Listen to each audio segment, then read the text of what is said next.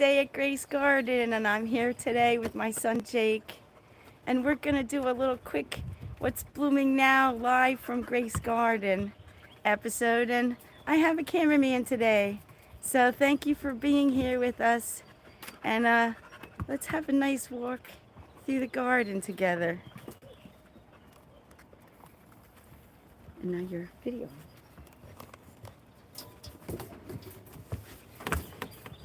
We're going to start out here at the front of the house, which right now is really striking.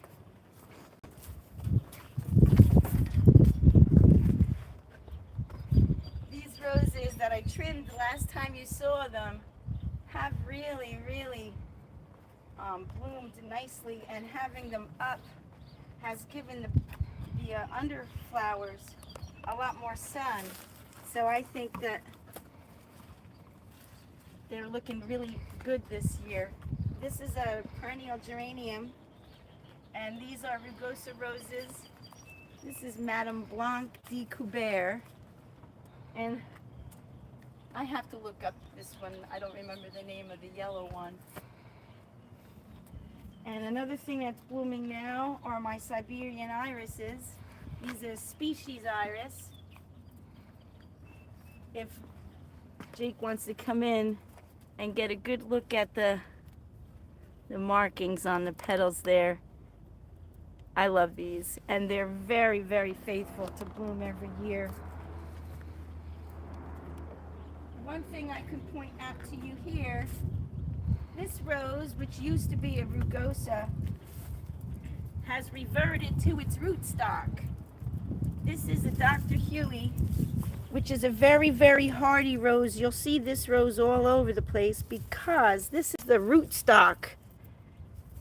And they grafted on my rugosa rose, which I don't think any of this is rugosa. All of it is Dr. Huey, so I have to dig that one out. If you see that Dr. Huey rose on any of your roses, you need to cut it out right away, because it will take over and the whole bush will revert to Dr. Huey.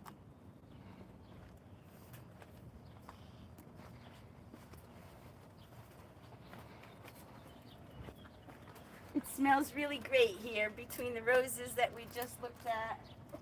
And here, this is honeysuckle, and this is a Miss Kim lilac. It smells really awesome. I didn't plant this honeysuckle, and I've been cutting it back for a while. But this year I left it, and I'm glad that I did, because I like the honeysuckle. This is not a traditional lilac. This is a small hybrid Miss Kim lilac. It blooms later than the full-sized ones. And then that down there is a Wigelia. We'll look at that Wigelia from the lawn.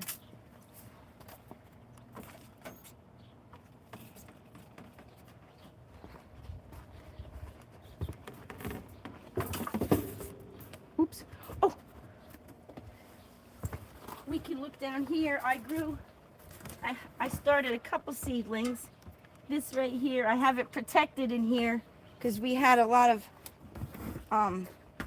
rain and then a lot of sun, so I tucked them in there to keep them protected. They're hardening off, so I can plant them out. But those are Johnny Jump Up seeds I got, and they worked. Let's look at the cutting area.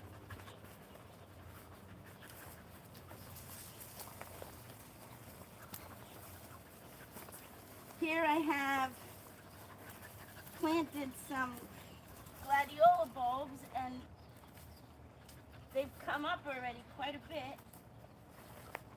And there's seeds for cosmos in that area, so it'll be cosmos and gladiolas coming up. And this is the fountain that I showed you already, and it's doing a pretty good job. On such a sunny day, it's really got a stream coming out.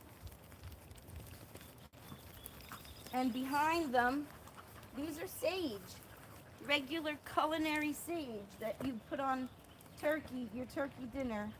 Um, and I really love this. It's good foliage for cut flowers, and it makes a really nice show in the garden when it's blooming. And here's the Weigela that we saw from the sidewalk. It's a variegated Weigela. It's really, really stunning, but there's no fragrance. So, my YouTube viewers, you're not missing any fragrance with this one. It has absolutely no scent whatsoever. But it certainly is stunningly beautiful, isn't it? Let's walk and see the clematis now.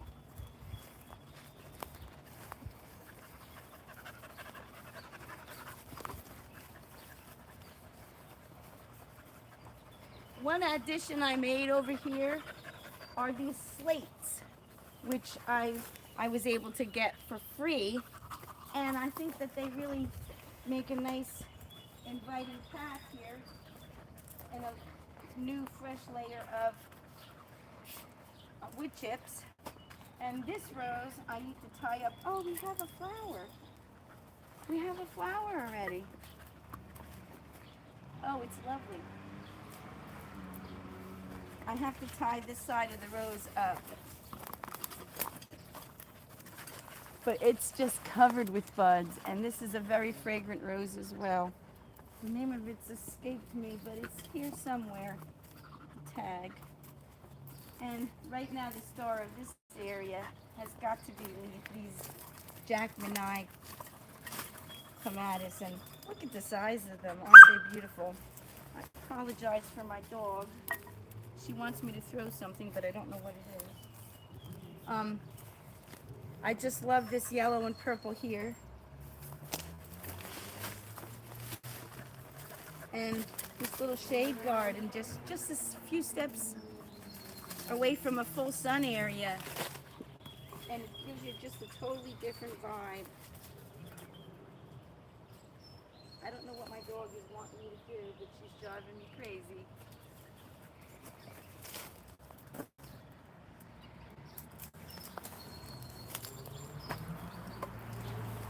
Can you get a close up here? This is the allium. This is a drumstick allium. It's not really even a big variety. They come bigger, but this is perfect for here.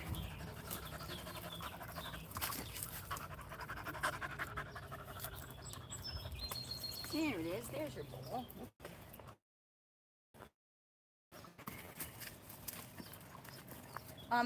Also of note is my Japanese painted fern, and it just adds the nicest blue cast with everything that's happening here.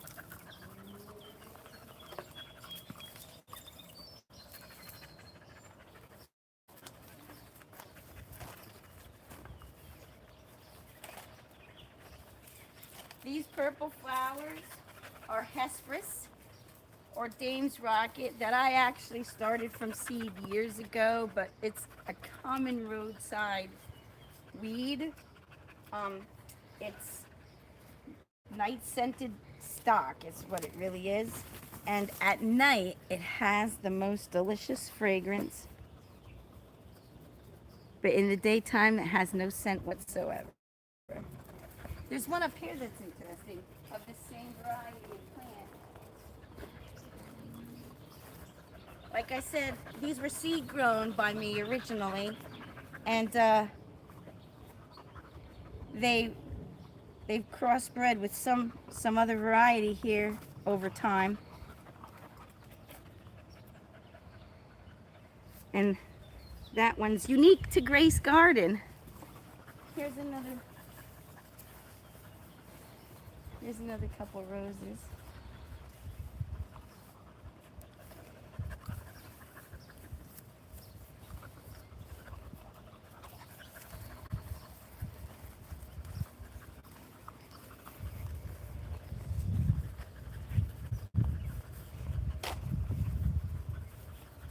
Back here in the shade garden with the pond, is lovely. That's another Miss Kim lilac back there beyond the pond. And the ferns and Solomon's seal here.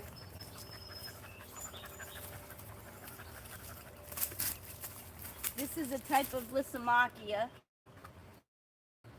that actually gets yellow flowers, but I love the bronzy color in here in the shade. And it gives a different shaped leaf with the ferns and the hostas.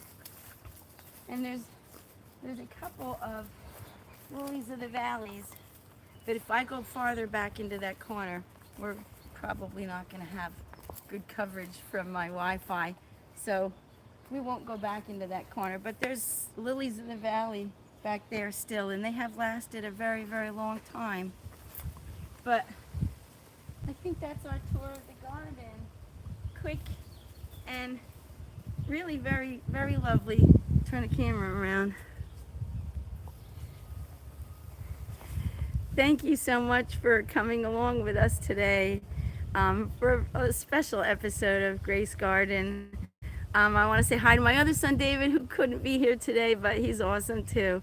And keep your eye out. Until next episode, we have some good ones coming up. Bye for now. Happy Mother's Day.